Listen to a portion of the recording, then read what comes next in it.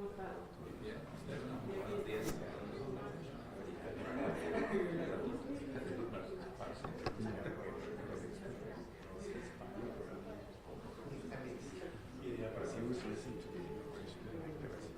were you? Sorry. Oh yeah, we're ready to start. Sorry. Whenever you're ready, Yeah, no, tell we're ready. me. We're ready.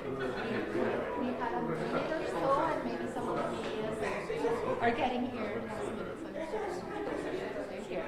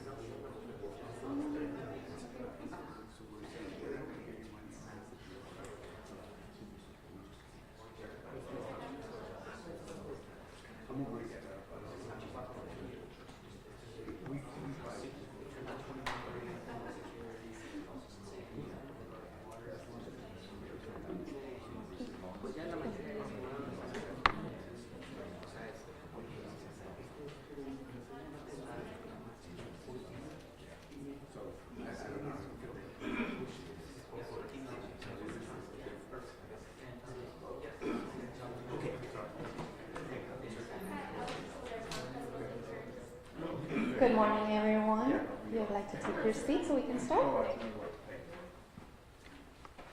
Good morning. Thank you for joining us today. My name is Isabel Sosa Castañeda. I will be your MC today. We are here to provide an update on Mayor Dr. Victor Treviño's recent trip to Washington, where he had the privilege of meeting with President Joe Biden. They discussed critical border issues that directly impact our community. The discussions were comprehensive and covered a wide range of topics, all aimed at enhancing the safety, security, and economic prosperity of our border region.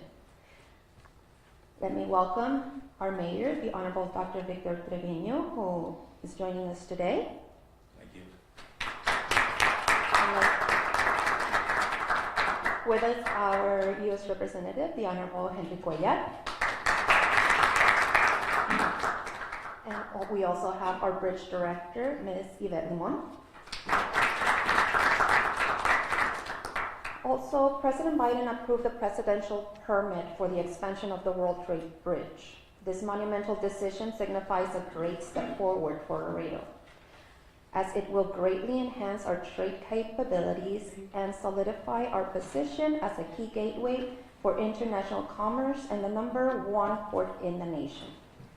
Today, Mayor Dr. Victor Treviño will share the details of these meetings and explain how the outcomes will affect our community, from increased job opportunities and economic growth to improved border infrastructure and security. Laredo is at the forefront of these national discussions, and together we will ensure that Laredo continues to thrive and lead as a pivotal border city.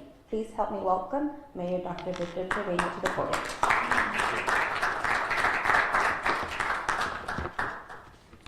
Thank you and good morning, everyone. Dr. Victor Treviño, Mayor for the City of Laredo. We want to thank everyone in attendance and the people watching through KGNS live stream. I wanted to inform the public on my visit to the White House Tuesday, as President Biden recently took several presidential executive actions. One of these items was the approval of the City of Laredo World Trade Bridge application, and the other was the most recent presidential executive action on asylum application, which Congressman Cuellar will expand on that. With regards to the World Trade Bridge application, I had a chance to speak with President Biden and thank him on behalf of our community of Laredo and regional partners for his support of our community, for his and everyone that is involved in this international trade. Because everyone who understands our global position in trade knows that we are number one because we have collaboration and relationship with our Mexican counterparts. While in Washington, I also had an opportunity to meet with Senator Ted Cruz, one of the main architects in the Senate for the legislation that allowed for Laredo to expedite the permitting process. Time did not permit me to meet with Senator Cornyn, but we did reach out to his office as we're planning at a big event sometime in August of this year to celebrate this historic event. Now, Congressman Cuellar, here present, was one of the main architects in the House which paved the way to the approval of the application. Like I said, I'm sure he'll speak more on the matter, and his most recent attainment of millions in funding of the Border Patrol checkpoint. But overall, I do want to speak on what this historic monumental approval means to our community and Laredo as the #1 port of entry in the United States and one of the largest commercial hubs of container crossings in the world. It means that Laredo has an opportunity to continue taking the lead in America's international trade partnerships, especially with our biggest trading partner, which is Mexico. It also means that our conversations continue with federal and state agencies for much needed investments in infrastructure and resources, such as water, will continue, and because of our port of entry as a national security interest. And because every dollar spent in Laredo is an investment in keeping Texas and the United States competitive in the global market of goods. So with that being said, I do want to read a portion of the presidential approval that was signed on May 31st, 2024. And these are his words. By virtue of the authority vested in me as President of the United States of America, the President, I hereby grant permission, subject to the conditions set forth herein, to the City of Laredo in Webb County, Texas, the permittee, to expand and continue to maintain and operate a vehicular and pedestrian crossing at the World Trade Bridge land port of entry located on the United States border with Mexico in Laredo, Texas, as described in the Laredo World Trade Bridge Expansion Project Presidential Permit Application, dated April 29, 2022, by the permittee to the Secretary of State and determined to be complete on February 29, 2024, in accordance with 33 U.S.C. 35D and associated procedures. The term border facilities, as used in this permit, consists of the bridge over the Rio Grande, including 2 additional commercial lanes with the existing World Trade Bridge land port of entry, and the addition of a second span adjacent to the existing World Trade Bridge land port of entry, and its approaches, any land, structures, installations, or equipment, a pure tenant, therefore located approximately 9.35 river miles north of Laredo International Bridge 1 on the United States side of the international boundary between the United States and Mexico. These were his words. Now moving on to President Biden's executive action on asylum. These were some of the important notes.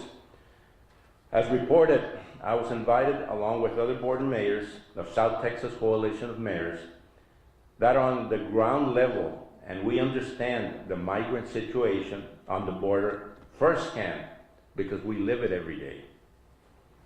As a continuation of my conversation with the President in Brownsville in March, we had a chance to sit down with the President and express our concerns and also hear what his goals was with the most recent executive action on asylum applications. These were extensive conversations, and even though there were different concerns shared by with the President, there was strong consensus on one thing: we can't continue like this. Local communities are bearing the brunt of these surges, and we simply do not have the ability or resources to handle humanitarian challenges associated with these surges. The President shared his frustration and would have preferred Congress to act on a comprehensive border bill. But this is the first step to start the dialogue again. The executive order exercised under 212F presidential authority, which is already in effect on this border and others, means that immigration officials can deport migrants at the border without processing their asylum claims. Once the number of crossings goes over 2,500 average daily encounters, just to give a context where we are currently, last month Border Patrol was averaging 3,800 crossings daily. So once 2,500 number is reached, the order will remain in place until the number of crossings has dropped below 1,500 for 2 weeks. Migrants will still be able to request asylum appointments through online or through the CBP app. This also means that people that have crossed unlawfully are not eligible for asylum. In addition, the new rules will allow Homeland Security to deport migrants who pose a public safety or national security risk.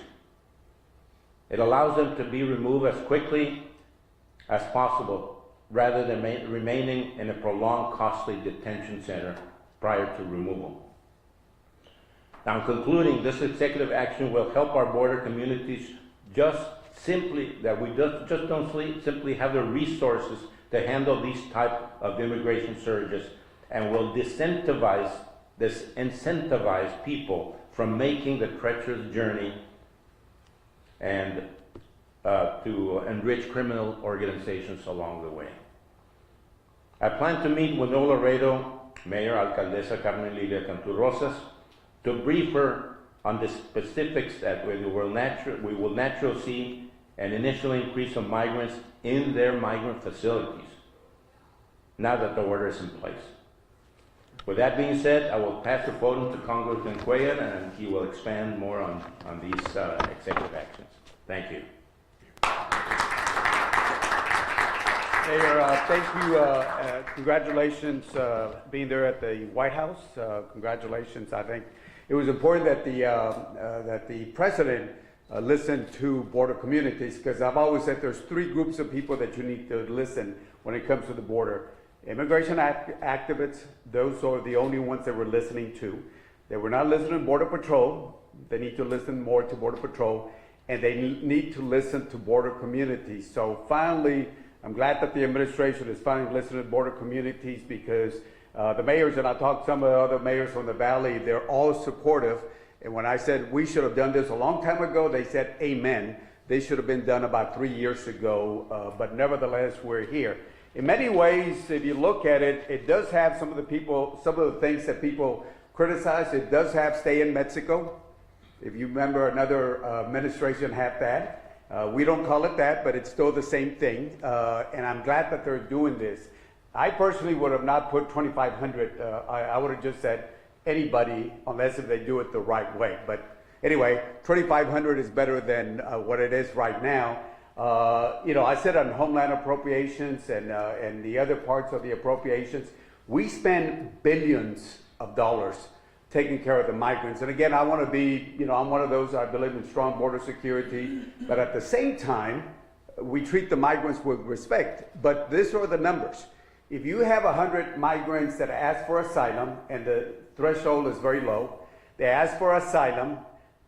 They're let in, let's say 100 are let in. At the end of 5 or 6 years,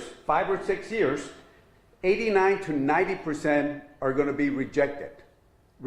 So why are we letting 100% when we ought to be letting 10 or 12%? A lot of us, like my father, and I think a lot of y'all, our parents came from Mexico. They did it the legal way. They became legal residents.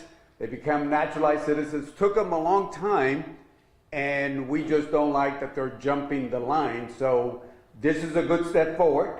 It was not the way I would have written it, but it's a good step forward that we're finally doing this. And so, Mayor, thank you for being part of the voice that the administration is listening to. So again, congratulations on that order. Number one. Number two, the presidential permit, and I was just talking to Yvette over here. She's been the constant person from the very, very beginning. So I certainly want to thank Yvette and your team for being constant on this particular issue. But I do want to say, Mayor, thank you so much. You got it done, you and your team. Yvette and the rest of the folks have been working on this for a long time. I know it started under Mayor Pete Zines. You had Chuy Olivares, you had Carlos Villarreal, we had you, Steve, and other folks have been working on this for a while. But this administration got it done. So, Mayor, congratulations. This is big time for you. Congratulations on that. This is important. When we got a call from the White House saying Laredo got accepted, I asked them who else got accepted. Brownsville, and we heard from the Brownsville people.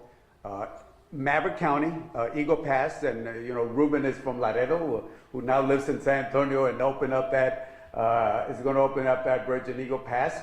And that was it. There's still an opportunity for another bridge, the Columbia Bridge, but that's a different topic. But right now we're here to celebrate this. So I think in August we're going to be getting together with Senator Ted Cruz and Cornyn. And I just have to say, Cruz was the one that took the lead. And for people that don't believe that Democrats and Republicans can get together, we actually do. Senator Cruz and I got this done. We also were involved in trying to get a direct flight. We are going to get a direct flight from San Antonio to Washington, D.C. We fought United. We fought other airlines. But at the end of the day, we will have a direct flight from San Antonio directly to Reagan. And that's going to be big for the military bases there and other folks there. So those are examples how people work together. So maybe we look forward. The governor's office, I know from Tamaulipas is very interested. I think he'll be here also, and other folks, Nuevo Laredo, the mayor and all that. So again, I want to say congratulations because this is big. I was just, and I'll share this with you. This is fascinating, and I got this, the length of the trailers and cabs from Jerry. I talked to CBP to make sure that we had the right number of trucks that pass through Laredo. And I'll share this with you, Mayor, and I think you've seen this. This is the second version I put together. If you look at the trucks that cross Laredo on a daily basis and you line them up, they will go from Laredo to 200 miles just right outside of Austin, Texas in one day. Just line them up. Then, if you line up what passes through Laredo on a monthly basis, they go from Laredo, line them up, all the way to Rio de Janeiro in Brazil on a monthly basis. Then, if you look at what goes around on a yearly basis, they will go around the world 3.2 times around the world on it. I'll share this. This is a new, and this is why what you did, Mayor, your team did is so important. So congratulations on the presidential permit itself. The other thing I want to talk about just briefly, because it does affect what we do here at the checkpoint. And by the way, some people said, hey, that's good, Henry, you got this, but what about money for transportation? I just want to mention this. Because of the bipartisan infrastructure bill, Laredo has gotten the largest amount of dollars out of the 10-year plan, $1.9 billion over the 10-year plans, $1.6 billion are federal dollars, 80-20, 80% federal government, 20% from the state, run by the state. But this is, again, monies. And all you have to do, and you know this, Mr. Neebs, go anywhere, Loop 20, the expansion and all that, 80% federal dollars, and you're going to see a lot more projects. So we're hoping to get the Achar, the other areas also, the Vacío projects to make sure we provide relief. So even though we're expanding from 8 to 18, the transportation dollars are here. We probably need more than that, but $1.9 billion is more, I think 5 times more than we've ever gotten before. So again, working with the city and the county and the state, this is very important. Going back to the number of trucks that cross the checkpoint, and I know I've heard from Jerry, Arturo, and other folks, if that checkpoint was a port of entry, it would be the 4th largest port of entry in the whole country. As you know, we were able to get $15 million. It's already in the bank. Just yesterday, day before yesterday, I was able to get another 15. It's not in the bank yet because we got to finish the appropriation bills at the end of the year, depending what happens on the presidential election at the end of the year or sometime early next year. You know the drill. If a new president comes in, they want to have a say-so, so those bills will be postponed to next year, so the next president will have a say-so. President Biden wins, then it'll be done at the end of the year. So it depends what happens in November. But in there, we have an extra $15 million, so that's $30 million. A lot of money to fix up the checkpoint. I'm not going to give the numbers. You'll be surprised. But the numbers that I have now because of cost, and they're looking at the best technology, so therefore costs have gone up. It will be the largest checkpoint in the country, no ifs, no buts about it. It probably will be the most expensive checkpoint in the country also, because they're going to have the latest technology. What Customs does at the bridges, we need to have the same thing at the checkpoint. Border Patrol needs to catch up to what CBP has been doing. So we'll have the best technology, so the costs have gone up, but it will be a very, very efficient checkpoint, and will move the trailers faster, and of course the non-commercial vehicles also on that. So Mayor, again, I know you've been pushing for that for a long time. We're moving forward on that. Soon we'll announce also the Air Marine. As you know, that's almost a $16 million project, which means that we'll have more helicopters, more airplanes, which means what? More jobs. And we're working with higher education to get trainings where mechanics, aviation mechanics can be trained in Laredo, and that means more jobs here. We're working with the city on this particular area. Finally, let me just mention 2 points real quickly. The last one, I'll say this to my friends in Mexico, please bear with me about what I'm about to say, but I think it's important. But let me talk about Homeland real quickly. We still have the money. We added the money there. Make sure we hired 22,000 Border Patrol agents. So anybody who wants to become Border Patrol agents, jobs are open. Number one, we added monies for overtime for Border Patrol. That's important for them to do more work, but also it's good for the economy because the more money they spend, more money is circulated, as you know. So it's a big win here. Money for Carrizo Cane, and on Carrizo Cane, as you know, I added the largest amount of money to the International Bond and Water Commission, which they have cleared about 10, 12 miles of Carrizo in the valley. So I asked them if they can do the same thing here in Laredo, clear the Carrizo invasive cane. It sucks up so much water, and it's not good for eyesight. Also, we'll do it in an environmentally safe way to make sure that we do that. So there's other funding areas also. Finally, the last thing I want to talk about, and I'll say this very gently because I'm a big supporter of Mexico. Water, as you know, there's a treaty between the USA and Mexico.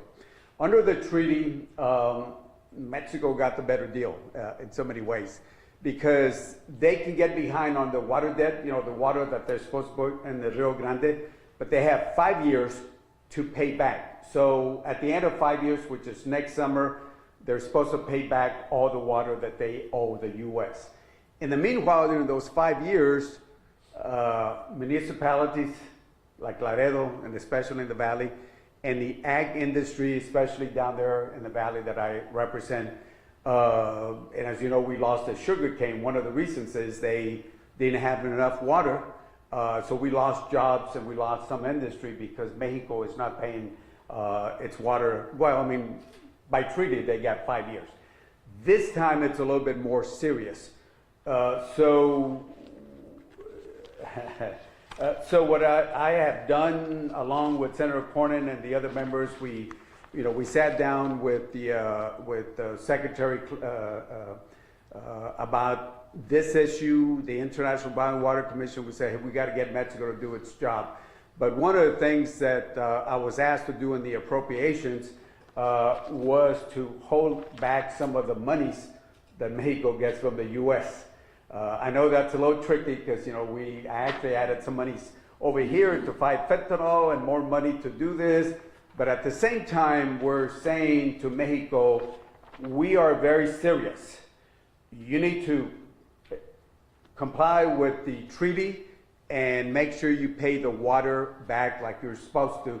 Otherwise, we're going to hold back some of the resources that we've been giving Mexico. I know it's a little harsh, but it's gone very harsh for communities up and down the river. So what we're saying is we're going to hold up monies to Mexico unless they comply. We're not asking them to do anything extra.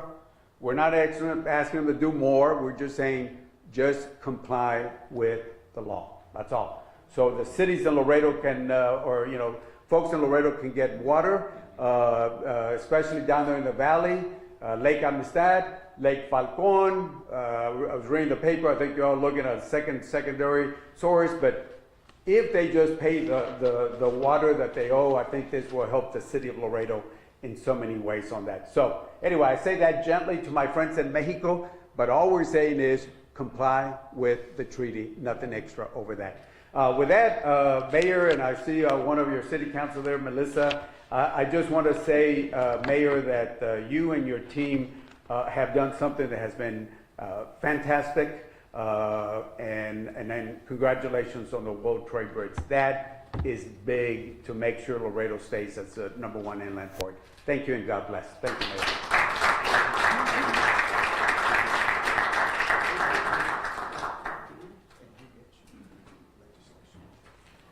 Now we will open it for questions. If any of the media partners have any questions for the mayor or congressman, would you like to come up so I can keep them?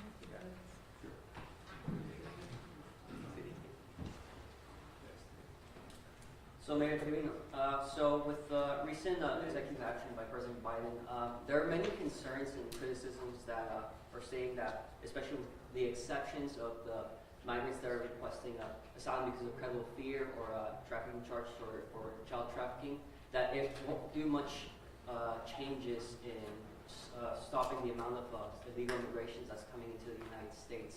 So are you seeing with the current action with the Biden administration with that, and then President Biden dismissing and DHS dismissing around 250,000 cases, with many of these migrants staying in the U.S. as a result? Are you expecting much of a difference in just the amount of illegal immigrants arriving in the southern border? I know that it was usually a port where we're not really seeing the big numbers as like in El Paso or the San Diego sector, but we do assist many of those overwhelmed sectors with the NGOs and the processing centers for CBP here that have been seeing hundreds of people per day.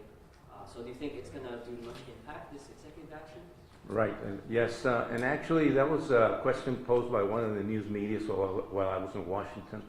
The exact same question: do you think it's going to have an impact, or is it not going to have any impact at all? And my answer to that was yes. And they asked me, how do you know that? Because we live and work here. We know the dynamics. We know what happens when there's information out there. We know that organizations that are in charge of bringing people down here to the border, people like cartels, know this information and they act upon it. So to me, that was a definite yes, it will impact. And as a matter of fact, we saw in the news last night that Most of the border areas have very, very few migrants on their borders. So that is a definite yes for me, and I think it will impact, because that is a step that needs to be taken first through government, so these situations can change. Otherwise, it will not change, and we cannot continue living like this. And that was the result of this. So I'm pretty sure that it will continue having an impact on this. Buenos días, Mayor. Ahí en Washington D.C., ¿cómo ven a esta frontera, a este puerto terrestre que ya pasó a ser el número 1? ¿Qué piensan, qué dicen de esta frontera? ¿Y a qué les compromete a ustedes con esta expansión de ya más amplio de los carriles? Creo yo que es nuestra responsabilidad para fomentar lo que es Laredo, lo que es el puerto más grande de Estados Unidos, y pasar esa información y el concepto de que la gente tiene del resto de Estados Unidos, de Laredo. Cuando preguntamos, ¿conoce Laredo? Y lo único que conocen es que sí, que en el puente atrapan muchas drogas, muchos narcóticos, pero no mucha gente sabe que Laredo es el puerto número 1 de Estados Unidos, y donde pasa la mayoría de la mercancía que viene de México, y el socio más importante en comercio en México. La importancia de Laredo, Texas, para no solamente nuestra ciudad, para el estado de Texas y para todo el país, es lo que tenemos que fomentar y promover.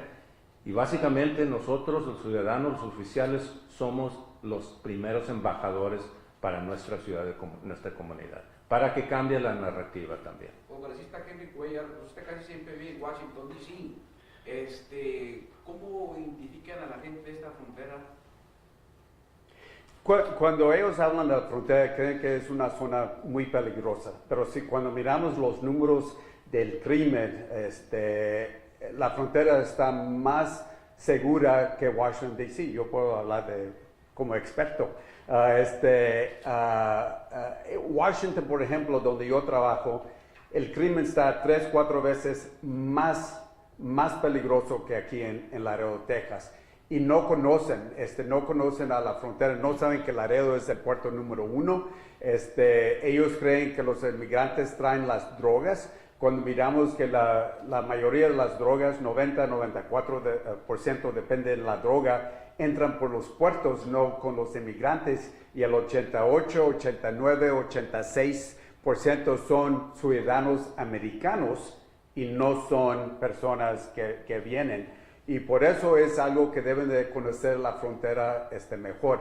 Como dijo el alcalde, cada parte de la frontera es muy diferente, hablando del punto que hizo. Laredo es la parte donde pasan los inmigrantes más bajo, número 2 en toda la nación, por años. 93-94% de las personas son solteros, no vienen con familias, y 93-94% de las personas son mexicanos, muy diferente a otras partes, y por eso debemos que ver a cada parte diferente, y Laredo es una parte que está segura, no pasan los inmigrantes aquí, como vemos en otras partes. Número 2 en toda la nación, más baja, y nosotros pues tomamos el overflow, como dicen, que vienen de otras partes del valle y otras partes. Y ahorita sabemos que Tucson, estaba hablando con el comisionado de CBP antier, y ahorita en las áreas en California están entrando personas de China y otras partes en gran número. O sea, es que están hablando de Tucson, en la área de San Diego, y ya no están hablando de Texas. Y eso es importante notar, es que los carteles, los grupos criminales, ellos controlan dónde se van las personas. Congresista, referente al tema del agua, ¿cuáles son las medidas que podría tomar el gobierno federal en dado caso que México no pague el agua que se adeuda a Estados Unidos? Porque creo que tocaste el tema que es un contrato de 5 años, o le quedan 5 años para pagar esa agua, y se podría tomar ciertas medidas. ¿Cuáles son estas medidas en dado caso que no se pague esa agua ante la sequía que ya se ve prácticamente en todas las fronteras? Sí, y eso es algo, yo entiendo lo que está pasando en México. entiendo lo que está pasando en los Estados Unidos y muchas veces esperamos que Dios mande la agua y eso es lo que ayuda a México en tiempos. Pero el problema es que necesitamos que México debe de ver los 5 años y no llegar el año que viene, donde ahorita está muy atrasado. ¿Qué pasa si no puede hacer ese pago? Hay diferentes cosas. Una de las cosas que yo hice, pues pusimos que vamos a parar fondos a México. No sé qué va a hacer México, pues México, está bueno, no hay problema, necesitamos la agua más, no sabemos qué van a hacer. La otra cosa, hay unos ríos en el lado americano, porque todo depende cómo entran al río Grande, al río Bravo. Hay unas cosas que podemos hacer en el lado americano, pero cuando comenzamos a hacer, vamos a parar la agua en el lado americano y los mexicanos dicen, vamos a parar esto, eso es no bueno para el río Bravo, río Grande. Es que necesitamos que hablar. La otra cosa, muy francamente, en el valle, y lo estoy empujando al sector agricultor y en el lado mexicano también, deben de usar cosas que se usan en Israel, por ejemplo, drip irrigation, porque si vas en el valle, abran y llega toda la agua, y pues se gasta mucha agua. Es que lo estoy pidiendo al lado americano y esperamos que el lado mexicano, y puse unas instrucciones al International Bottled Water Commission que debemos que hacer más para conservar la agua a este tiempo. ¿Qué cantidad se le debe, señor? Ahorita no sé el exacto momento, pero es el número más grande que hemos tenido en años. Y eso es algo que vemos cada 5 años. Cuando yo fui secretario de Estado, la primera cosa que vi es que México no estaba pagando el agua y aprendí rápidamente que abajo del arreglo, México hizo el mejor arreglo cuando se hizo esto. Tienen 5 años para pagar esto. Es que México lo paga 5 años. La excepción de este lado, 5 años, que el número es lo más grande que hemos visto en años. ¿Eso se vence en 2029? No, en el año que viene. El año que viene, son los 5 años. Los 5 años. Aumenta 5 litros más. Y aumenta 5 litros más de agua. Any other questions? Okay. Thank you, Mayor. Thank you, Congressman. Thank you all Thank for you. coming. Thank you. Thank you. Have a good night.